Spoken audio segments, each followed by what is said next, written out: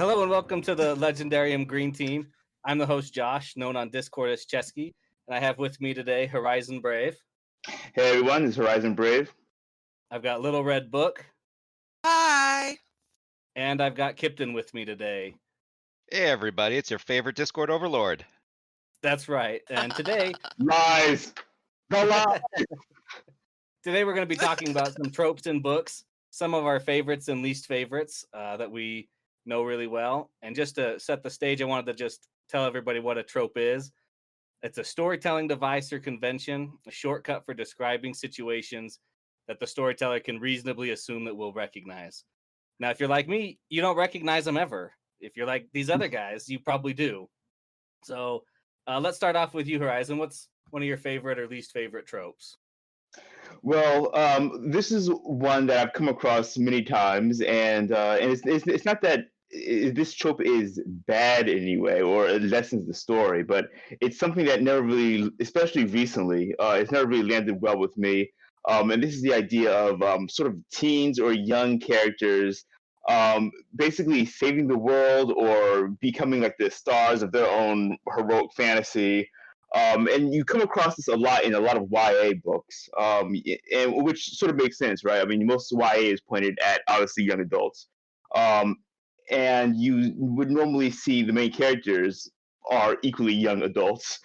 So it does make sense, but um, the problem is when they sort of make the kids or young characters, teenagers usually, into being these sort of like almost omniscient characters, and they always kind of work together. So there'll be like a gaggle of young kids all by the end of the book or end of the story, and they all come across as being basically like saviors to the world or lesser, maybe grander extent to the galaxy. So and they'll come across, they'll fight, a bunch of either adults who use usually the idea that they usually go up against, like that's usually the antagonist. Usually it'll be some sort of adult, character or a whole bunch of other legion of characters that they can all fight off. And more so what sort of grinds my gears is when they come across a bunch of other adult characters, and they portray them as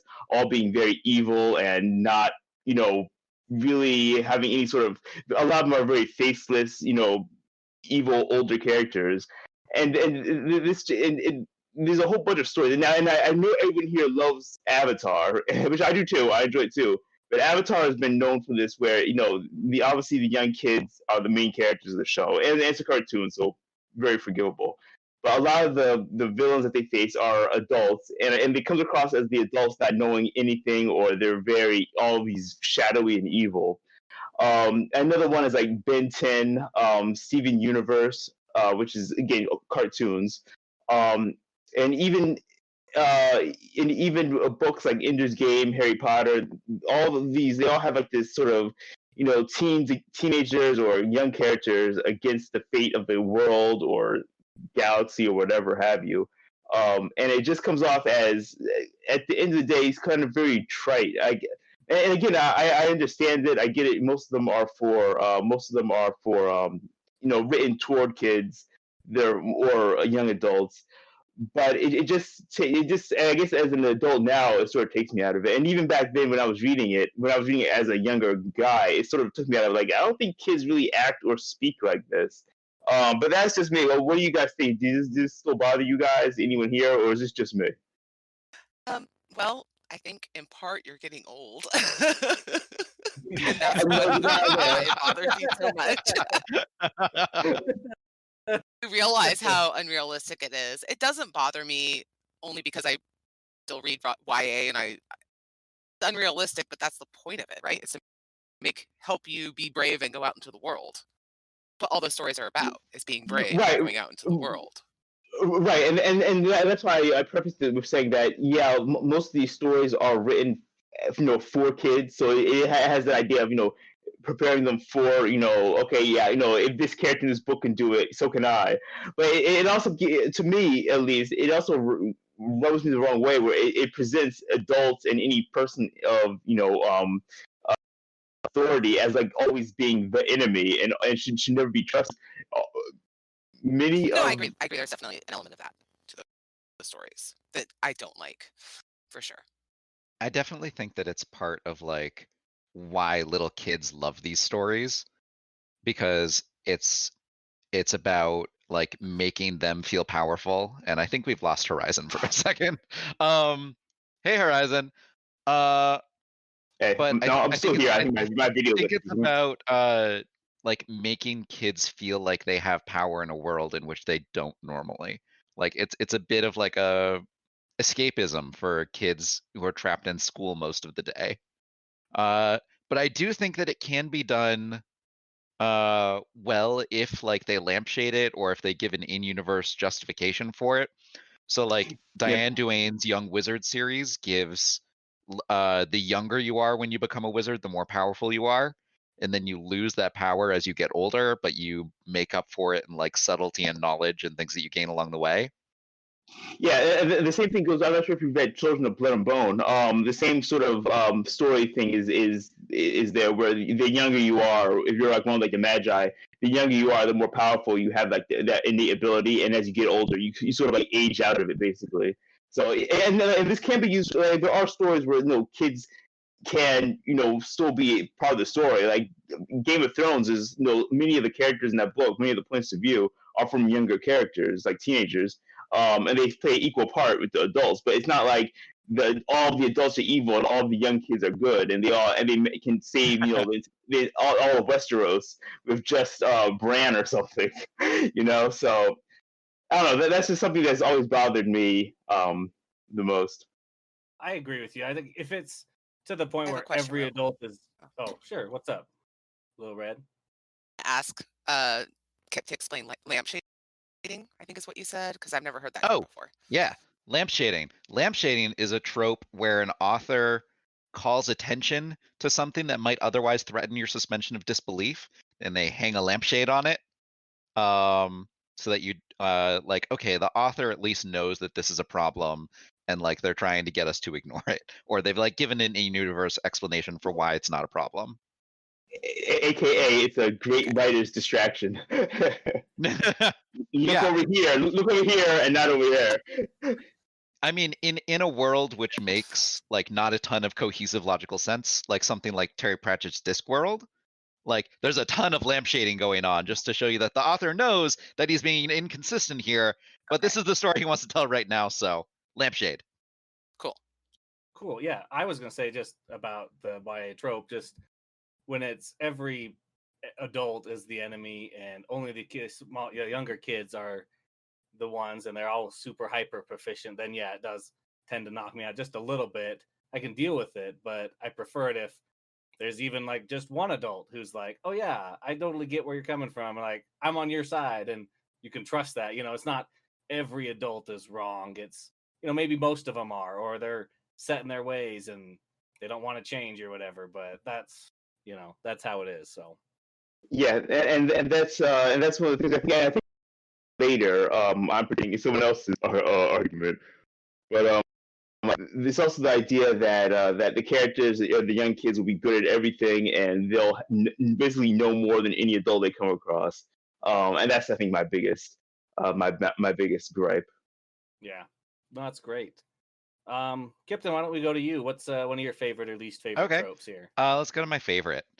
So one of my favorite tropes Okay. usually involves an evil mastermind. It's called the Xanatos Gambit. It's named after David Xanatos from the classic cartoon Gargoyles. The Xanatos Gambit is any plan where all foreseeable outcomes benefit the mastermind that was able to create it. One of the simplest examples is when a villain endangers multiple locations simultaneously, and it forces the hero to choose like one over the other. Either way the hero chooses, the villain succeeds in at least one location. Of course, it can get a lot more complicated than that. There's a lot of iconic characters that are masters of the Xanatos Gambit, including the Joker, Admiral Thrawn, Granny Weatherwax, Artemis Fowl, Locke Lamora. The Dresden Files is full of them, including Mab, Nicodemus, and a certain vampire. For me, a properly executed Xanatos Gambit is one of the best ways an author can display a character's intelligence and cunning, and you guys know I'm always here for that. You are always there for that. With the Xanatos Gambit, does it have to be the villain, or could the hero also have a? It's do the more Xanatos often the Gambit? villain that comes up with these things, Oh no, but God. certain intelligent heroes can totally do one. Okay. Yeah. Tavi from what's that series called? The Codex Alera. Codex Alera. I was gonna say like Calderon. Well, that's the first yeah. series of Calderon. Yeah. From Codex Alera, he's a pretty good guy when it comes to his Xanatos Gambit. Horizon, yeah. I was gonna say like so, I totally get this idea, and I actually do like when it's done right. But I think this can go overboard a lot of the times. I think a lot of times when, and you mentioned Thrawn, I was actually gonna bring him up when I saw what this was about. Because like Thrawn is like one of those characters who like I love to hate because of the Xanatos Gambits. You know, every Yep. story, like literally every story he's in is like Okay. it's always the focus of his like it's not like he'll come up with one for like a book. Like every book is like a different Xandos get there, and it gets a bit weird when like that's the character's like main go-to trope. Like So Thrawn like, actually does a bunch of Xanatos Gambits, but he also does a very similar trope, the Batman Gambit, where he relies on people behaving in a certain way so that he wins. yeah, but to me that's a problem of the character. Again, I really like Thrawn, especially newer Thrawn. But when you have to like write a character that relies on the same trick over and over again, and like I'm so smart, guys, it like transcends mustache trolling villain, and you become like you're like omnipresent now. Like you rely on so many different things falling into place, and like so many scenarios that the character is going to that the characters are going to fall into, from their own actions, and you bank on that, and you have the foresight. To me, that takes me out of the villain in question, because okay, then you're basically just God at that point. There's no point in me like I really like to empathize with like my villains. Like I really like to get I really like to get into like the head of the villain, like how he can become like how he's just basically like one of us, or he can just like another human. With Thrawn, he's so powerful at times. You're just like, okay, yeah, I know you clearly didn't. I clearly couldn't fathom your super dark top secret plan this time. Like I don't know, that's me, but to me sometimes it can be done too much. Okay, Xanatos Gambit can totally be overdone, but even when a character is not super powerful and they're just smart, like I'm going to use the example of the Joker. The Joker isn't even in his death, he was making his point and furthering his own goals. Like, yeah, it's perfect. Horizon? Sorry, not Horizon. Yeah, Cesky. That's Cesky. Yeah. Hey, I was thinking of a book that some people like and some people dislike, and how the Xanatos Gambit works with the unreliable narrator. Do you think it's okay if they combine it with an unreliable narrator, where you don't know what's coming, or your main character is the one doing it, but he doesn't think about it per se? Let's say, and then you get to the part you like reveals, oh, it's my plan all along. So I think I know the one you're talking about, and that's actually a Batman Gambit. Oh, okay, it's more of a Batman Gambit there than because it's not any way that things go that it works out. That's like relying on certain people to make certain choices, and it has to go the way that they planned, or else they're screwed. Okay, and but they did go the way that's not Xanatos. Yeah. Okay. Well, wasn't sure how I felt about it when I remember reading it, but I'll go with what you say about it. So like, yeah, even if like as a properly done Xanatos Gambit is something like, I don't know, like Saw, where it's well contained, the villain's like outside of possible threat, but has put a whole bunch of things in motion, and no matter what way things go, their purposes get fulfilled. It's basically like the ultimate controlled like science experiment, basically. Like when you and you might relate to this, Kip, because you have like this controlled, environment that you have. You're setting you're setting your experiment up. You have all of your controls and all of your dependencies, but you have basically manufactured in a way where everything is going to how you like if you're trying to like prove a point in science, like prove a theory, like you would manipulate it so that every option, every outcome basically would be what you would want to prove your theory. Yeah, I'm not sure even how. failure in science can give you information a lot of the Yeah. time. Yep. And Well, and that's something you can do. It's like This makes me wonder if our Discord if you is just send your one if you send your hole. henchmen off to fight this new threat, if they die, well, that's information.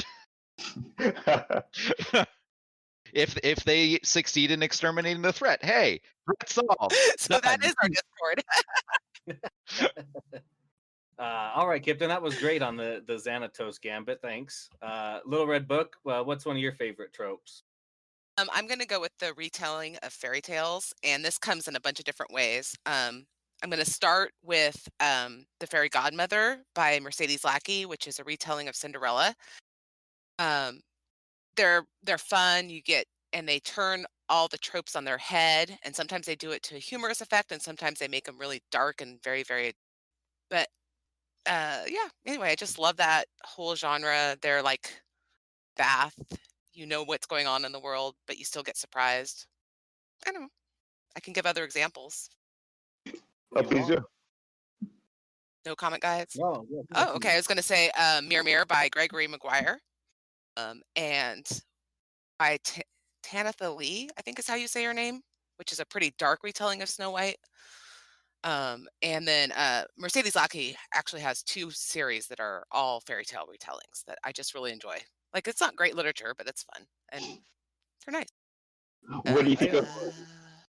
The Beast? What do you think of something a bit more modern, like Wicked or something? Wicked too. Yeah, I liked Wicked, and I liked the Lion one. I can't remember the name of it, but I didn't like the middle Son one. of a Witch. Son of Wicked, I didn't like. Or yeah, I didn't like that one as much, but I liked the one that was from the Cowardly Lion's tale. How do you feel about Once Upon a Time? So, and sometimes they're really well done, and sometimes they're really, really bad. Okay, where were we? You haven't watched Once Upon a Time yet. No, I have not watched it. I don't watch a lot of TV though, and I'm not saying it as some kind of brag. It's just that I'm listening to audiobooks and podcasts, and I just don't want to watch a lot of TV. When I'm watching TV, it's Lord of the Rings. We all or have something limited like time. that. Or Avatar. Right, exactly. So, yeah. I think Or that was 300. definitely a brag, though. So, but No, it's I have watched most okay. of I Once read Upon a a lot Time. of really. I read a lot of really pulpy, silly fiction. I'm not that I would be TV time if I didn't read silly, pulpy fiction. So I enjoyed the Once Upon a Time twist. In the beginning, at least, I really liked it. They kind of pulled them, but they stayed true to their own self, and they changed it to make it work. And I thought it worked well for the most part. Is this still ongoing, or is this been? Because I've heard about it. Like, it has been a few years now. I think it's over. Yeah. Yeah, I think it's over, but I'm not. I'm pretty sure it's I over. think it's all over, guys. I haven't There's heard never about gonna it be for a new couple TV years. again. Yes, it ended May 2018. Yeah. With You know what's actually a retelling of a classic, like older? It's not quite a fairy tale story, but it's still like a foundational myth, and actually, it kind of semi-historic. Mulan. And so is, in a way, The Song of the Lioness by Tamara Pierce. Of course, we had to get the Pierce plug. I hope those kickbacks do you great things, Kyptan. I hope you enjoy them. Yeah. Your Pierce sponsorship. You must be getting all the gold, all the monies. I'm gonna. Hey, I might be able to plug Lois.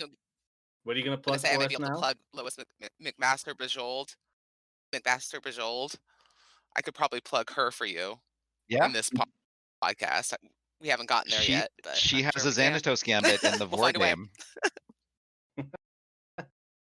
True, isn't it? Yeah. All right, there it is. Yeah, I was going to talk about one of the tropes that I dislike, and it's an irrational dislike because I know that it fits the stories that it's in and it works. But and it's similar to yours, Red. It's the Cinderella story tale where the main character or a kid goes to live with their aunt or uncle or whoever, somebody they're related to, and they just get treated like dirt. I don't know why, but whenever I read it, whenever I watch it, I just hate it. I hate that situation. I wish they could change it a little bit, like, oh, your main character goes to a loving family and still messes things up or can do cool things, but like it never is. What's up, Ryan? Well, that actually goes back to it's funny how it seems like all of us are sort of connected because this also goes back to my hating the fact that adults are always like to blame, and I hate the idea that when there's a story like the kid has like a crappy parent or the parent's like abusive or doesn't care about the son or daughter. I guess it's the same sort of thing where you'll go to like a mean big bad adult or the parents don't care about them or something, and they have to find someone who does. It's just like grates on my nerves. Like, God, find where are the good parents in life. There are none in fiction. Yeah. Ever. There's some in fiction. There's some. Very few. Very few. It seems like in YA, parents suck always. Yeah, sometimes. Yeah, that's all I have to say about my disliked trope of the Cinderella one. But Horizon, did you have another trope that you wanted to talk about, or did you want to move on to Kip? Oh yeah. Let's move on to Kip. Okay, Kyptan, what's your second one for us? Okay, we're going to least favorite now. Well, I did my least favorite. And I'll go back and do my most favorite. I'm going to do my second. It's going to be a bit more serious, maybe, than the rest. Mine is called Bury Your Gaze. It's really hard for me to pick a least favorite trope because there's so many that I truly hate. But one that's like close to my heart, like it or not, is Bury Your Gaze. It's a trope where gay characters are killed off at a disproportionate rate to straight characters or otherwise get an unhappy ending.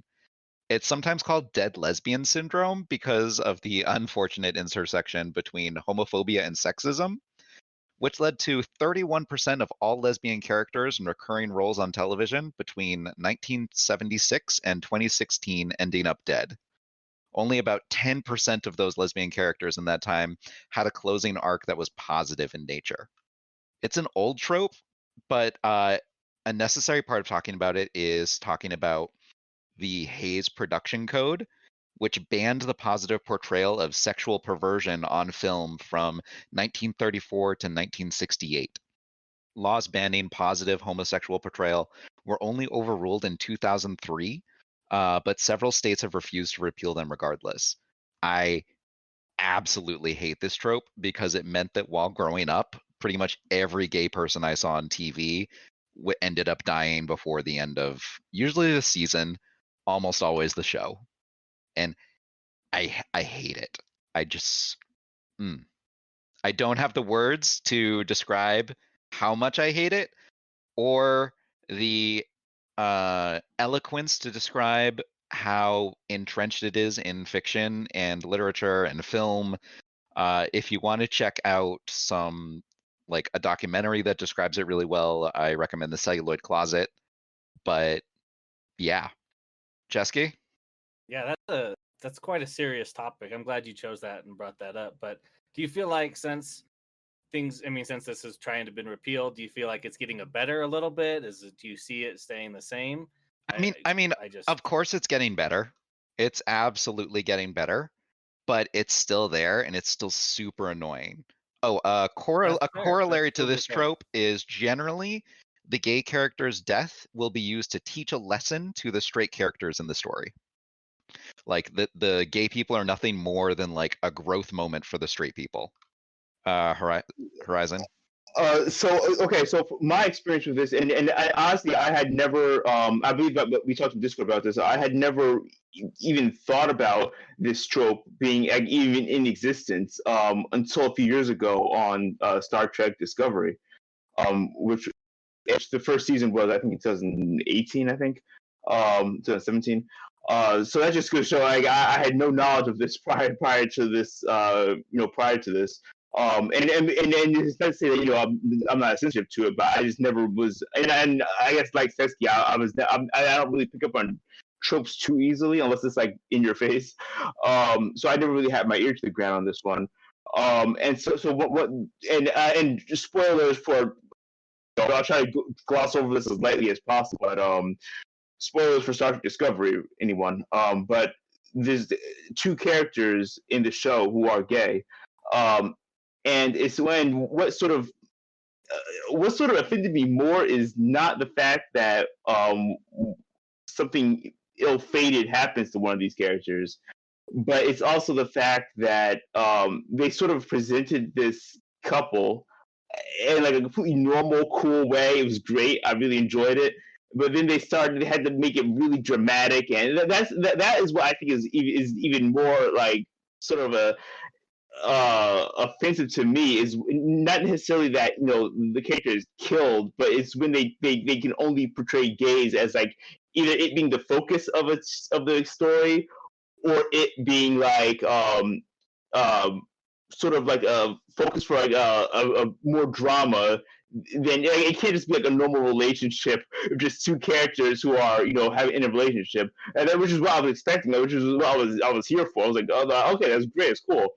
But then they turned it into like they turned it into like the focus of the story of it having like this really dramatic, off the wall, fake drama behind it. And that's what to me was even more offensive. The part that was offensive to me about that is that it seemed like because this gay character gets assaulted by a straight character, gets basically killed by this straight character, and the show spends a lot more time focusing on the straight character's problems about just having killed someone or almost killed someone. So much more time than they spend on the character who got almost killed. Yeah. I mean, granted, to the point in season 2, they do actually focus a lot more on the gay character who was killed, but still, like it just rubbed me the wrong way. I mean, he didn't get like what was like promising almost to be his own spin-off show. Yeah, that didn't sit right with me, but for a whole bunch of reasons. I mean, Discovery is a whole topic on its own, just about the writing for Discovery. But yeah, that can have its own episode. Yeah. but I did not think that they chose well to have the gay character be like the one expendable cast member, like in that early season. Yeah, it was really not a good fast. Yeah, I think they were going for like shock value, but I think they bit off more than they can chew with it. They were going for shock value, and they did it to the gay character, and that's just a continuation of a history of Hollywood that you really don't get to just say, "Oh, I didn't know better," when you're trying to present something as like future thinking and progressive as Star Trek. Especially when you consider a place like Hollywood that touts itself as being super progressive and super open. And like the 100 got into trouble with it recently, or not recently, but a while ago. Gay characters are still dying at disproportionate rates, and it's super annoying considering that they make up like 5% of all characters on TV anyways. So let me ask you this: do you feel like which would you prefer, whether the gay characters were not shown at all on TV still, or like hidden, or still continue the trope of I guess sort of disproportionately killing them, but still having them I don't understand why I would need to choose between those two things. No, well, it's just a hypothetical question. Like which would you prefer to? Like, if you had to choose one, like, would you prefer them to sort of just fine if you're not going to respect the gay community, don't put them in your show, or rather would you rather have them like still in the show as a lead character, but still have that, I guess, penchant of being more negatively impact the story negatively, at least, if not killed off. I mean, I think that if you're not going to respect the gay community, you shouldn't have a show. Fair enough. Fair enough. So any other thoughts about that? The bury your gays trope. We can hopefully lay this one to rest peacefully. Unaware and of this gently. trope. I still miss Tara McClay. That's totally fine. Little Red, did you have another trope for us to talk about? I don't know if it has a fancy name. I couldn't find a fancy name for it, but I call it magic. That's my own special name for it. But it's where you're living in a world of decaying magical or civilizational greatness, and usually part of the story is an attempt to regain that or recover that magical greatness. And I have a love-hate relationship because every time it comes up, I'm like, oh, so that's what we're doing with this story. But it also appears in a lot of books I really, really like. Dark Tower, I think, is the most perfect representation of this, where the characters all say the world has moved on. They're talking about how things are going wrong in the world. But I mean, it's part of the Sword of Shannara and Lord of the Rings and Elantris and just a bunch of other books. And sometimes it's fine, but a lot of times it's annoying. But it doesn't ruin the story for me. So this seems like oddly specific. Why? What about this bothers you? I'm just curious. What about the idea of, like, I guess it's like a foregone idea of magic, not being around anymore. What about that is what kind of turns you off? maybe that it's so common. Mm. And when it's done well, it's fine. It's a lazy entry point because it's so often done. I think that's what bothers me about it. Like I said, it's part of stories I like. It's just that really It's just bugs done me when too it comes much. up. I think it's inherently difficult to transform a world at all, and adding a whole bunch of magic to something is generally going to disrupt things. And I would trust that work to only people like Sanderson, who have a deep understanding of how magic will change a world.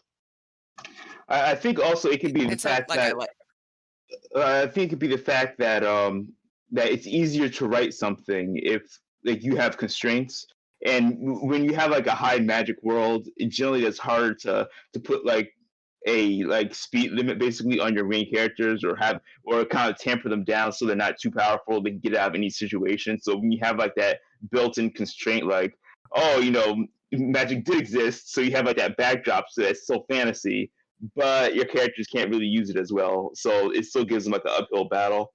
That's what I'm thinking, like, and it sort of puts them into like that sort of like underdog, position, or so they're not too powerful, but there's something to still kind of quote unquote fight for.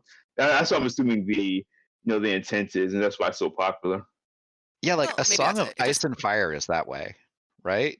And like Yeah. it was Yeah. handled well by George R.R. Martin because he did it super slowly.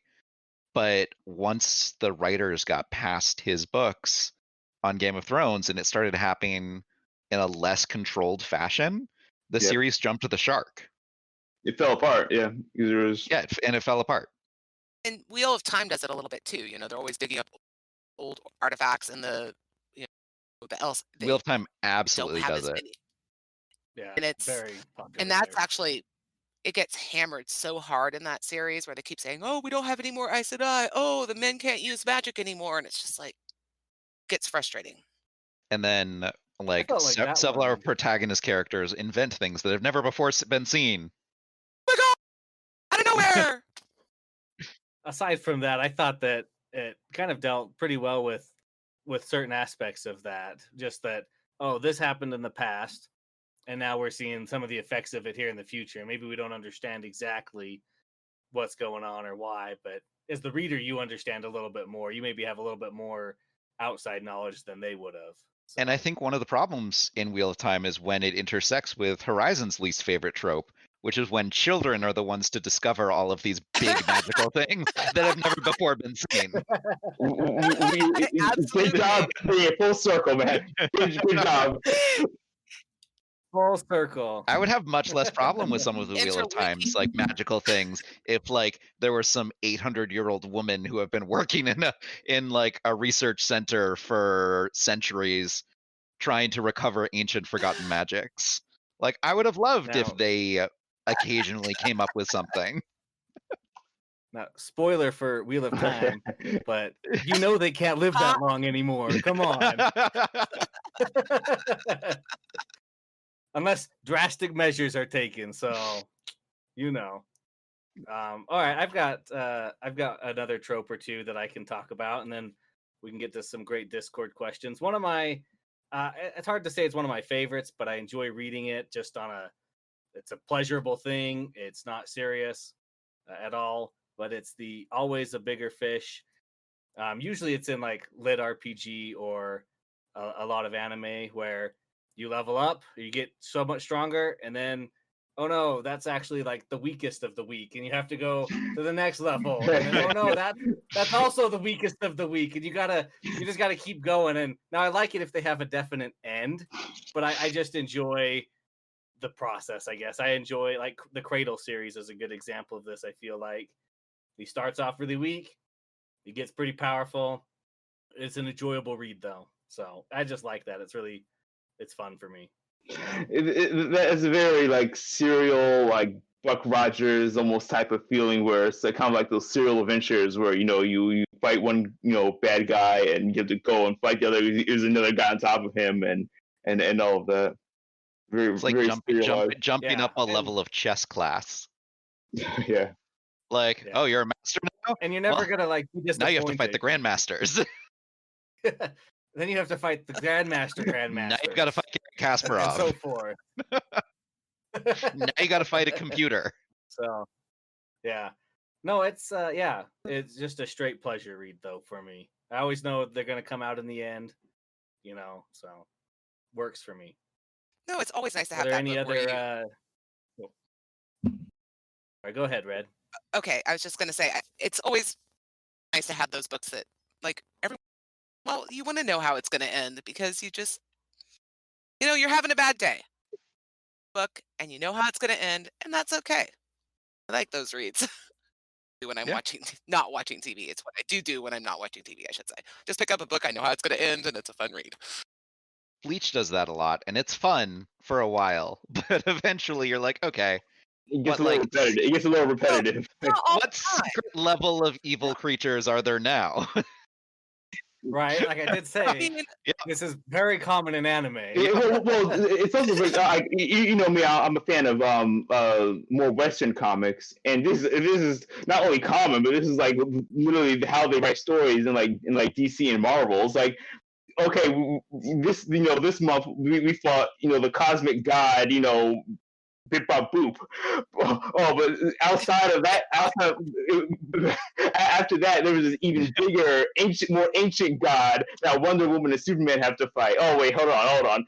Then there's the whole Watchmen, set of gods of characters that come in, and it's like every month there's like another there's like a god you never heard of that comes. Okay, this is the real god that created the whole DC universe.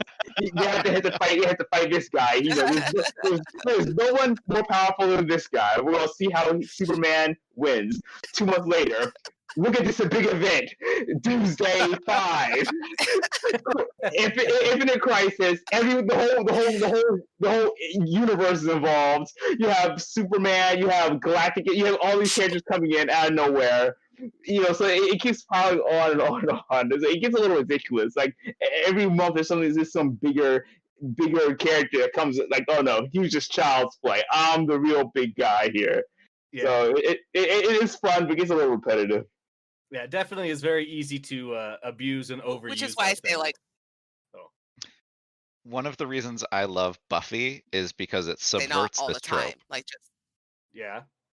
Sorry, How do Red, you'd like, I think you cut out and I didn't hear you start. Sorry. it's okay. No, I was just gonna say, which is why it's fun for a moment in time.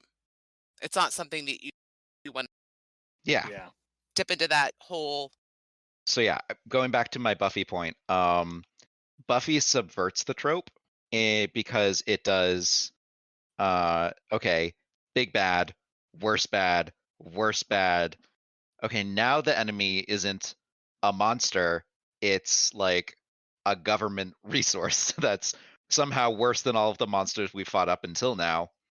And then later on, it's like, oh, now the enemy of the series isn't actually like the big bad that we put up.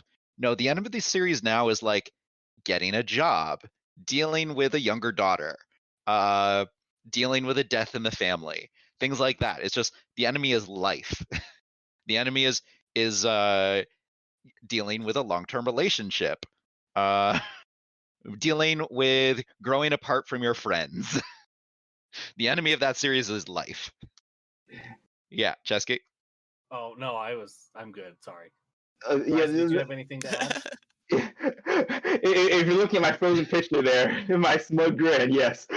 No, I'm just gonna say, like, let's to pivot off the point that we had before. I think Kyptan, you're right. I think like those type of stories where it's like where the bad guy is basically something not mundane, but something more grounded. Those are some of my favorite, stories actually, where it's not like a cosmic god coming to destroy you. It's like your family is literally coming for dinner, and you're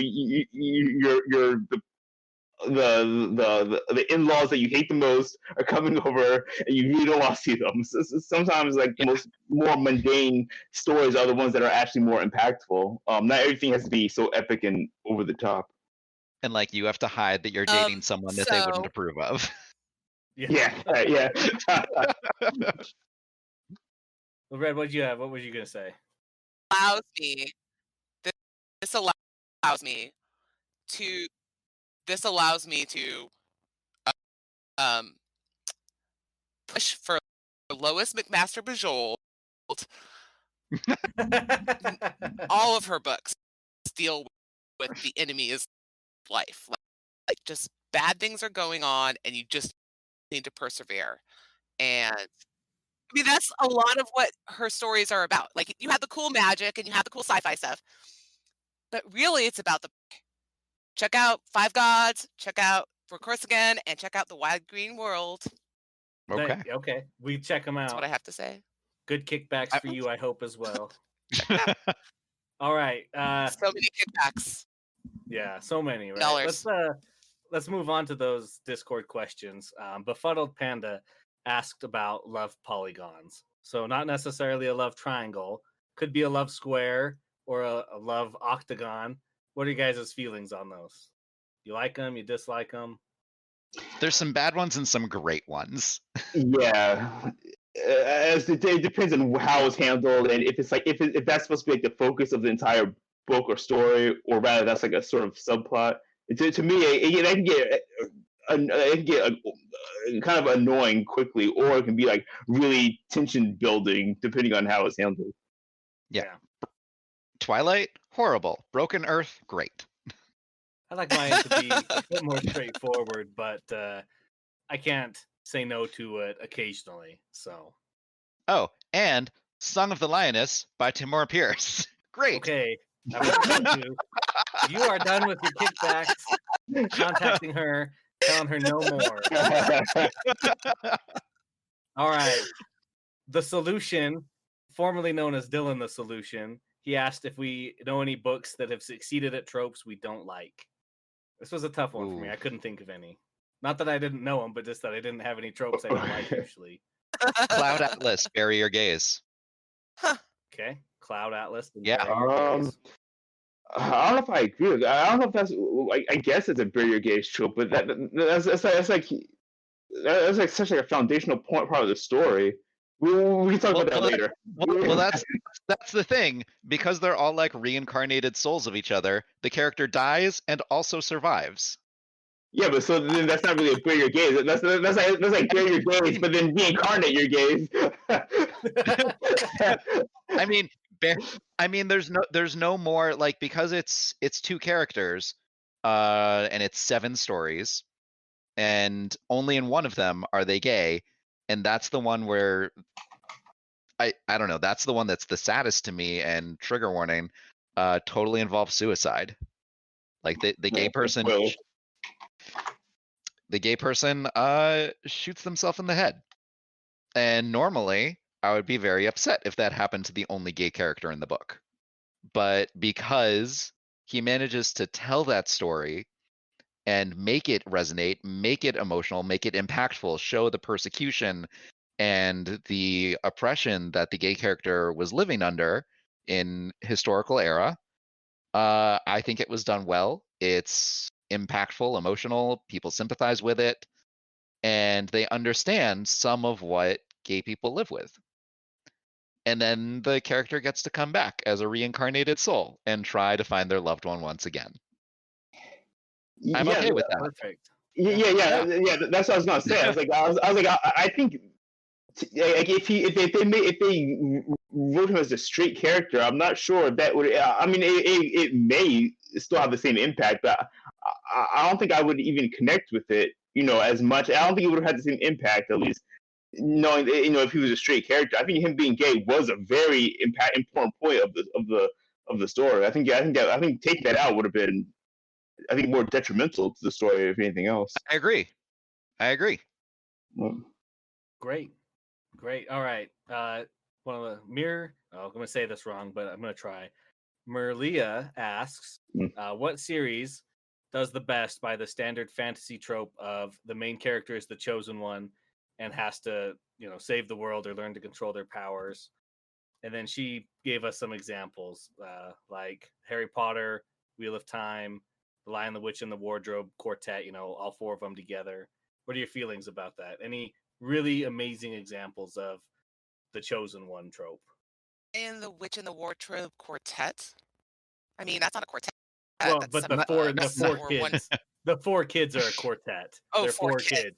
Oh, Yeah, okay. and they're all the Okay. chosen ones. I would say Trickster's Choice and Trickster's Queen by Tamora Pierce. Get in the mute. Because it's not a standard tale of a chosen one, and the chosen one isn't white, and that's pretty rare. I guess I would go back to also Children of Blood and Bone, where also children not white, and still technically a chosen one story where the main character is basically sort of the destined one to sort of bring magic back to the world. So technically, it goes against what I was just talking about, where it's a young child saving the world. But I guess I'll pick that one. to contradict myself. Well, no worries. You're allowed to like and dislike things at your pleasure. So, if you like it 1 minute and dislike it the next, that's totally up to you. I wake up and books have changed my ranking, of my favorite to worst every day. One of the reasons I like Trickster's Choice and Trickster's Queen is because it's very clear that the chosen one can totally fail and die. Oh, it's not preordained. That's such a relief. Yeah, it's absolutely no. This person is under threat, and they may have been prophesized by a god, but gods aren't all powerful. They can be wrong. That's another big point. And I don't want to spend too much time on this, but that's another big point about chosen one tropes, where it's like, okay, I have no connection to the character. I know he has to. If it's so fated, I don't have a connection to him or her because that's to be, and there's no the stakes aren't really all that high. It's just, I guess, more of the journey getting there. I guess what they learn on the way, but still, it sort of takes me out of it when I know okay, this kid has been blessed by the gods or something, So I like it when it's more of an everyday average character that goes on, said quest. There's a certain character in Wheel of Time who acts real stupid when she thinks she knows what the future holds for her.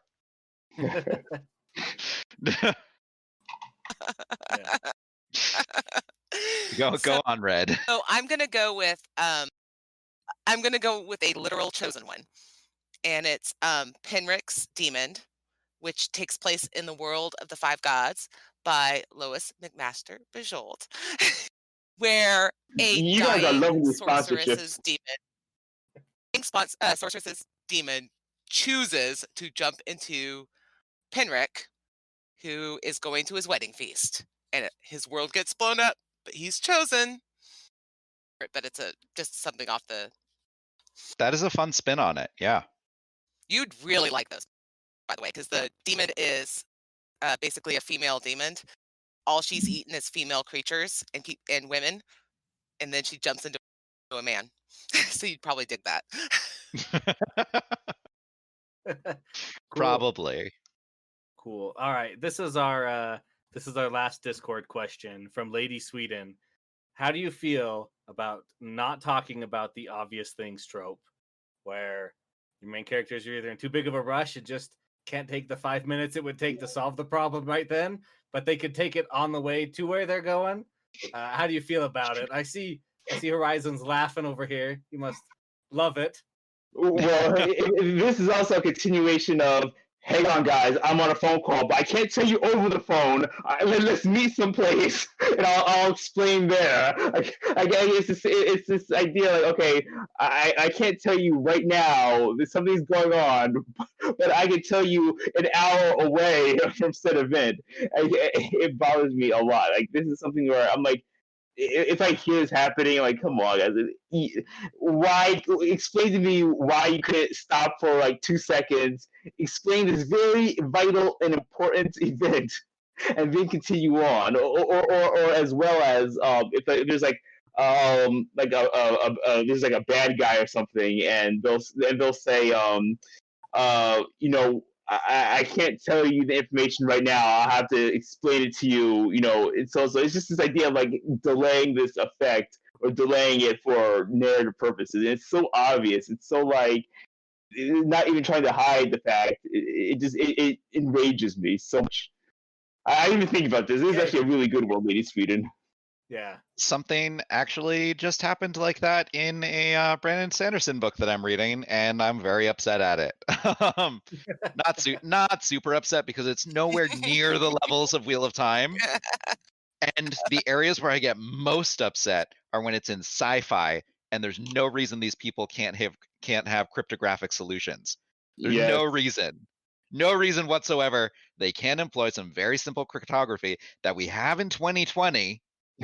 and have the ability to have long distance communications with perfect secrecy. I cannot agree any more. It's especially you have like, okay, yeah, we have Signal now. It's pretty good to encrypt your messages with right now. I think you can do it in like, you know, the far future. It's not that hard, guys. Yeah. One-time patents aren't ever going to go out of style. it just makes it into a very like flimsy, and I'm surprised that it's still around.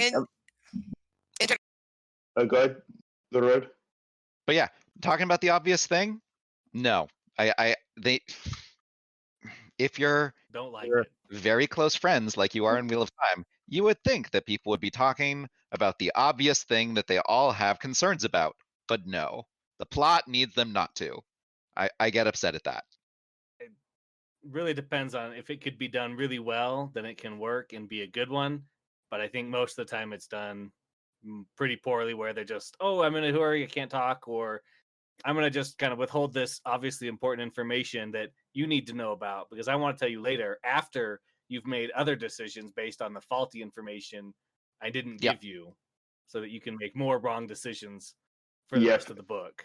So we have and it's this idea like the character will like hide some, like if the character finds something or knows something, you know, that's a vital secret to the plot, or rather a vital, you know, a piece of information for the other character's survival, but they hold on to it for whatever, you know, whatever BS reason the author will give, you know, and then, you know, then it'll come out, and then they'll have, you know, like, oh, and then it creates, you know, group inner turmoil and group dynamics will fall apart.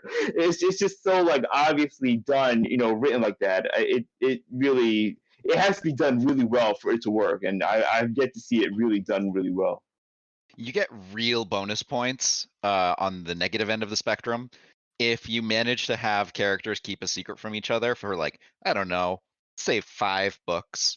And let's say at the end of the first book, the 2 characters promise that they will never have a secret from each other again. and then they continue to do so. I don't know. It This is seems just out of left field, hypothetical. now it seems like you're talking from experience. Okay, what Yeah. book would you be referring to? I don't want to give a bad name or poison the well to a series. So what you're saying is it would negatively affect your kickbacks here. Your sponsorship might be in jeopardy. I'm pretty sure I don't get anything from this author. Nothing but enjoyment, I hope. So Yeah, while I'm on the subject, let's talk about Deus Ex Machinas. Just kidding. Just kidding. That will be in part 2. part 2. The trope that everybody hates. The trope that keeps on giving. Great. Well, if you guys are up for it, I think I have like 10 or 12 just tropes. I can read them off to you. You can tell me if you like them. Yes, like it. Don't like it, or depends on how well it's done if you want. I mean, I personally think that every trope depends on how well it's done, but Okay, true, but come on. Okay, then you have to just give yes or no. No, I'll humor you. All right, here's the first one. The forgotten first meeting. You know, your characters have met at like a young age and then had a very monumental experience, but have completely forgotten it and met in the future. How do you feel about it? No. I don't care for it. Don't care for it. Horizon? That's really depending on how well it's done. I'll say instinctively no, but really depends. I like this one a lot if it's done good. I like it even if it's done poorly, but that's me. So, okay. And then there's like okay. Sorry. Kyptan, what do you want to say about it? There's like a corollary to the forgotten first meeting, which is when only one party forgets about it, and then the other one just like really resents them for it. And I hate that one. Okay. Yeah, I forget people's names. Yeah, that's a bad side of that one. So, all right. Anti-magic. It's not exactly how it sounds. How do you feel about it? Depends on the story. It's rarely interesting. Rarely interesting. LittleRedBook, what'd you say? I just said anti-magic? Yeah. Question mark? What does that even mean? Just like you have magic and this other person can undo all your magic, basically. Or negate your magic. Good example. Yeah. This is done, I think, decently well in I just forgot. The book by Brian McClellan. I think it's done horribly in that one in Powder Mage.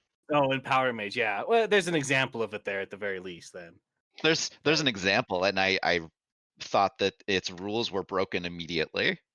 It's been a while since I read it, so don't judge me. I read it last winter, and I'm trying to think of what the. Oh yeah, no, I don't like that actually. Okay, don't like it. I picked all the ones you guys hate. Okay, how about Married to the Job? Obviously, when a character's devotion to their career or work, is so much that they can't do anything else in their story besides work. And then it's a rom-com. Considering it sounds so close to home, I like it.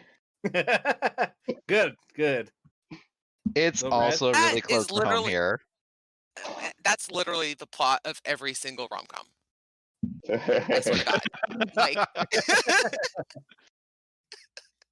Especially when it's like she's a businesswoman who doesn't have any time for romance, and he's a property developer who doesn't. No. She's always dating like the guy who's married to his job at the start, and then she goes for the guy who already has a little like child daughter, and right. He works like a decent amount, but not too much, and. Yes, yeah.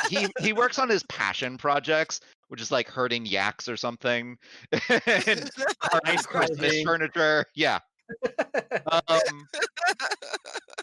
So what you're saying is this is a Hollywood, or it's not Hollywood, but I'm sorry, I forgot the name of it. Hallmark movie. Hallmark movie. Yeah, it's a Hallmark movie trope. Yeah, it totally is. All right.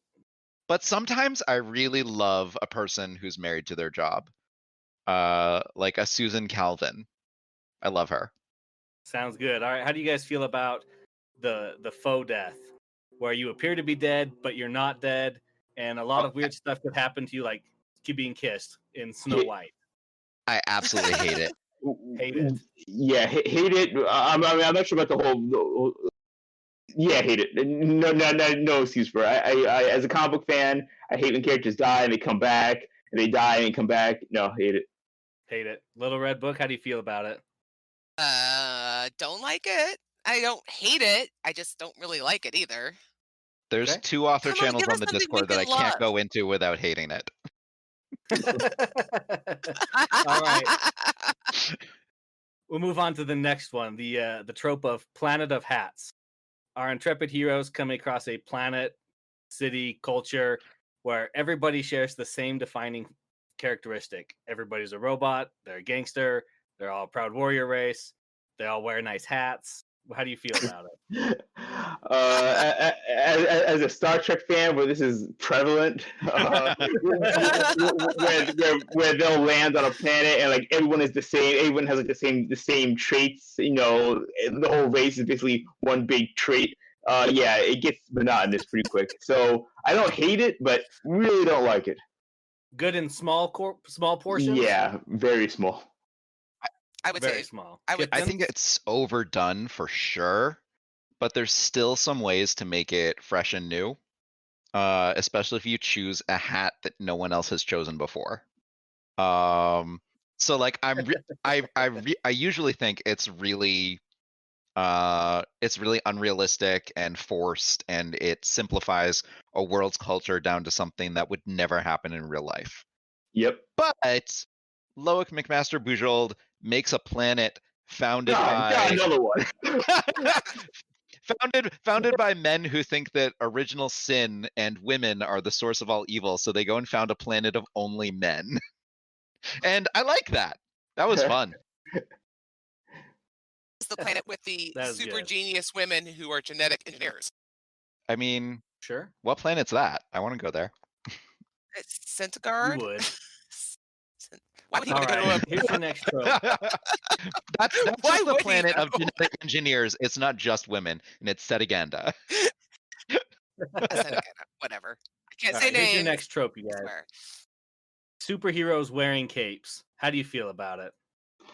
This is a trope. This is a tradition, guys. Okay, you have to, you know, Superman. You take away his cape. Who is he? He's just he's a newspaper reporter. Okay, they have capes in the story. I like it. You only get to wear a cape if you're either A, using it for a functional part of your powers, or B, pretty much invulnerable. No. I have capes. No capes. Lando Calrissian has a room full of capes in the Millennium Falcon. Okay, the man deserves capes. Superhero. The man's many things. He's not a superhero. Little Red, what's your opinion on it, Little Red? I have no opinion, but I really do love the no capes meme. No capes meme. Okay. That's I just reptiles like it. are. Oh, sorry. Good. No, you're fine. So here's the one. Reptiles are abhorrent because referring to the association between reptiles and villains. The villain is always snake themed, or turns into snakes, or has a snake. What do you feel about that? I'm a Godzilla fan as well, so don't like it. Godzilla is my boy. Godzilla's my boy. I do not like the trope of the evil snake or the evil reptile. No, because dragons. Come on. Dragons are traditionally evil for the most part. I mean, not if you're reading the right books. Next. Okay. Little Red, you have anything you want to say about that? My computer is so angry right now. Yeah, we no, can tell. Okay, that's fine. All right. I'm just gonna skip a couple here. How about lava adds awesome? Everything's cooler with lava, figuratively speaking. I guess, but I mean, there's only so many elements on Earth, so it's hard to invent new, you know, big pools of. Like, what would you have? Like a pool of like a gas or lava's the go-to thing. We all know it. It's easy. I like it. I think if you can try and sneak it into your book at some point, it's generally pretty fun. Don't make it everywhere in all of your books. Yeah, that's simple. Yep. LittleRed said that she also generally enjoys lava makes everything cooler. So, Nope, no pun intended. Yeah. Here's one. The reassignment backfire. Your hero gets reassigned by a vindictive superior somewhere, hopefully trying to ruin his life. But wouldn't you know it, that was just the right spot he needed to be to save the world. Too convenient. I mean, on paper it sounds fun. Like it can be fun for a comedy, for something more comedy focused. But if it's a real serious story, no, pass. I don't like it when it's the right place to save the world, but I do like it when the hero can shine there anyways. Okay, that's like I was you put your hero in like HR, and turns out they can do some great HR work and like revitalize the department. Sure, whatever, I'll read that. or the hero becomes part of like the DMV, and it turns the DMV around. It's like this really great organization. Yeah. Oh God, can we get that person like in real life, please? Because I Doesn't his name's Moist, and he's in Discworld, so he's stuck there, unfortunately. Oh God! If they bring down like traffic fatalities, sure, I'm all for that. What was the question again? I got all distracted by a good D&B. Do you like where the hero gets reassigned somewhere, usually to try and limit him, but he grows and excels there, or succeeds where no one thought he could? It's always fun. Good. All right, this will be the last one for us. Pretty spry for a dead guy, where everything you think that this person is alive, you see people, but turns out he's still dead. He never was alive again. It was just all misunderstandings. So the opposite of coming back to life. No, he stays dead. I don't think I've ever encountered this one outside of the obvious. What's the movie? So yeah, I mean, I don't mind it because I don't think I've encountered it all that much. Yeah, I don't know if I've ever encountered this other than like, where like the hero is perpetrating identity fraud to like buy things in someone else's name or something. I'm pretty sure like you at least have read one book with it. I'm pretty sure. I know of an instance that you've read it. pretty spry for a dead guy. Oh God. Yeah. Do you want me to spoil it for you here? I mean, yeah, if You've I'm read just not it. thinking of it correctly, I sure. think that Mistborn would count after Kelsier is dead and the Kandra is impersonating him, where Kelsier is still dead, but he's getting around. See? I mean, I'd argue about dead there, but okay. Okay, that's going too far. For all intents and purposes, in this scene, he is dead. Dead.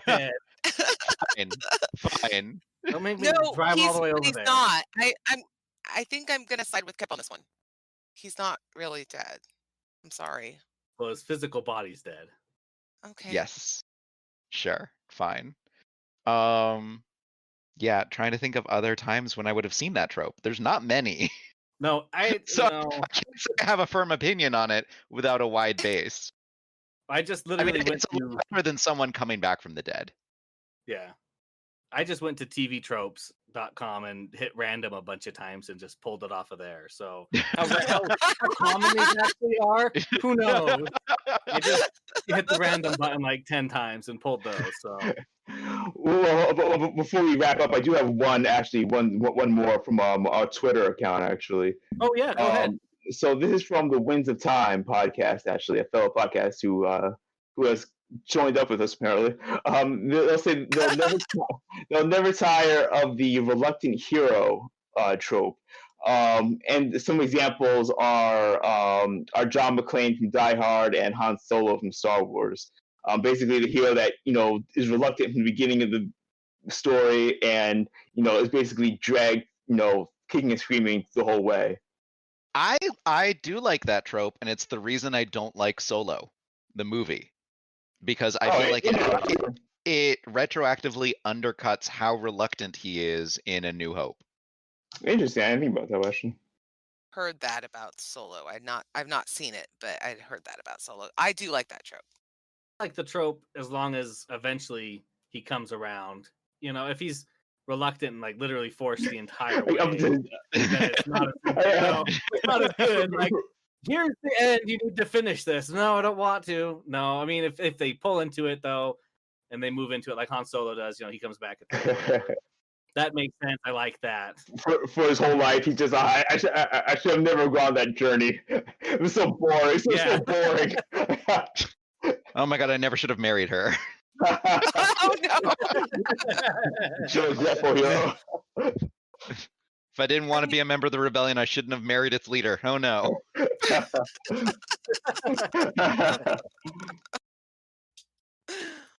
All right. Does anybody else have anything they want to bring up about tropes that they like, dislike? Like I said before, I think a lot of my least favorite ones are due to overuse and just like making uninspired choices. And it's not to say that any trope can't be used in a positive or even revolutionary manner, even though every story's been told before. There's still new ones to be told. And even some of the most reviled tropes of like Mary Sue can be used by like a good satirist to poke fun at all the people who write Mary Sues. I hate Mary Sue so much. Mary Sues are horrible. What's a good satirist who does Mary Sue's well? I don't want to get into that. I don't know any real authors that do it. Oh, that's what you are aspiring to? No. But I mean, like a good Mary Sue is Hermione because she studies, you see her put the work in, and she succeeds at almost everything she tries. And because you see the toll that it takes on her, and you see the stress and the strain, even though it's perhaps, and you also see how other people treat her for it, and it's not with like universal acclaim. No, she's like partly a pariah at Hogwarts. People respect her, but they're not friends with her. And a lot of Slytherin doesn't respect her. Well, and also they don't like her because she's a Muggle, or supposed to be a Muggle. Yeah. Muggle family. So. Yep. Which is part of being a Mary Sue, is you're supposed to come from ordinary origins. Like, you're going to get that resentment from people who aren't from ordinary origins, and any Mary Sue book that doesn't take that into account is, just another layer of unrealism. Any other final thoughts you guys have? Nope. Violence. I think we're good. Violence is not a trope. I mean, I guess it could be. I guess I'll give my final thought and then I'll close this out here. Don't make God come out of the machine randomly without warning and fix everything for the characters. Don't do it. That's a good one. Not where I was going, but I'm going to say that tropes aren't good. They aren't bad. It's how they're written. The trope in and of itself is just a tool, and it's how it gets used and how you feel about it. Thanks for talking with us, Horizon, Kyptan, Little Red, and me, Cesky. It was great having you guys. Hey, it was my pleasure. It was a fun one.